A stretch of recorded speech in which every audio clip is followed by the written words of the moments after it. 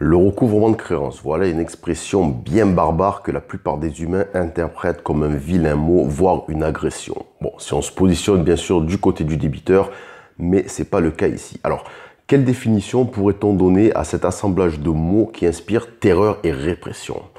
C'est la question que beaucoup d'entre vous se posent, je vais donc tenter d'y répondre. Mais je vous préviens, je ne vais pas vous donner la définition du dictionnaire, de Wikipédia ou d'un cabinet d'huissier.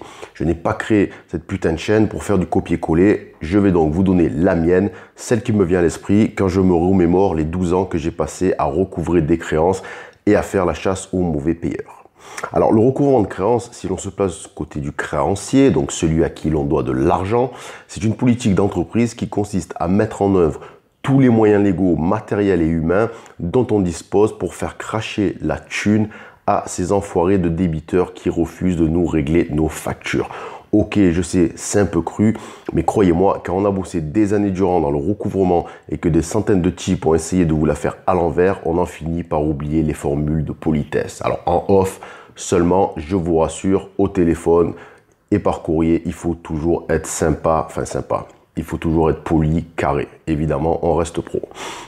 Le recouvrement de créances, c'est un état d'esprit, c'est une logique de winner, j'ai envie de dire, car son application ou non au sein de votre entité, c'est une réponse à cette question primordiale. Est-ce que je suis un entrepreneur qui maîtrise sa trésorerie, qui se fait respecter par ses clients et se fait payer ses prestations, ou alors je suis un faible qui subit le bon vouloir de ses clients et s'écrase devant les arnaqueurs et les filous? C'est à vous de voir. Instaurer une politique de recouvrement de créances au cœur de son activité, c'est plus un luxe ou une excentricité à notre époque. Non, maintenant c'est une nécessité.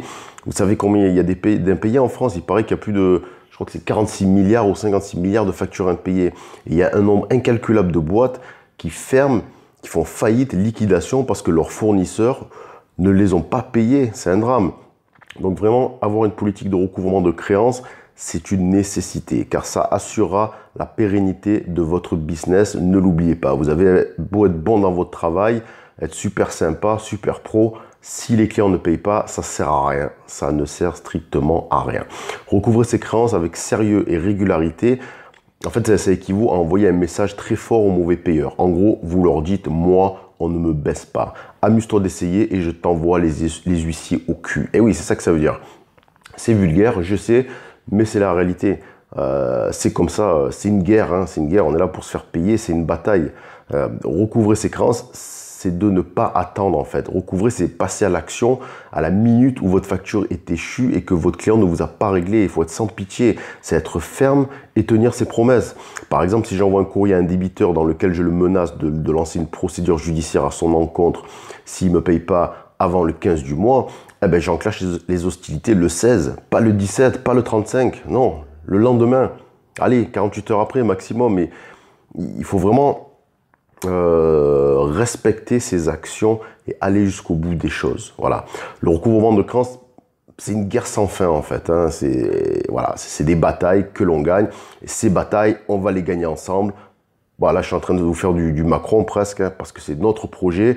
Donc comme c'est notre projet, abonnez-vous à ma liste de contacts privés et je vous promets que vos débiteurs vont passer à la caisse de gré ou de port ou de force. Ça y est, je bug.